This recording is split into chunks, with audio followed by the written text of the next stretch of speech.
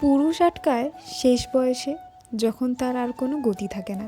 ছেলে মেয়েরা বড় হয়ে যায়, যার যার জীবন গড়ে নেয়। পুরুষের শেষ বয়সে বউয়ের নামে তখন একটা বাড়ি কেনে কিংবা একটা ফ্ল্যাট কেনে।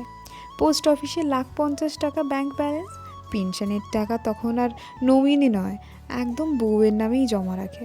অথচ যৌবনে এই নিয়ে কত যে ভয় ছিল, এই টাকা নিয়ে যদি অন্য কারোর সাথে পালিয়ে যায়।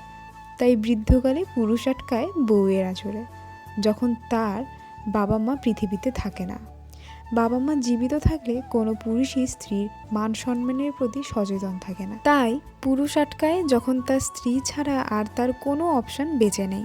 যৌবন থাকতে বউকে বলে, আমার ঘর ছেড়ে বের হয়ে যাও, আমার কোনো কিছুই তোমার নয়। আর বৃদ্ধ বয়সে বলে, আমার সব সম্পদ তোমার, প্লিজ আমার সেবা করো। বোকা পুরুষ এটা বোঝে না, যৌবনে যার সাথে গভীর প্রণয় হলো না, বৃদ্ধ বয়সে তাকে আটকে রেখে কী লাভ। বৃদ্ধ পুরুষটির সাথে তার স্ত্রীরও তো এক পা কবরে।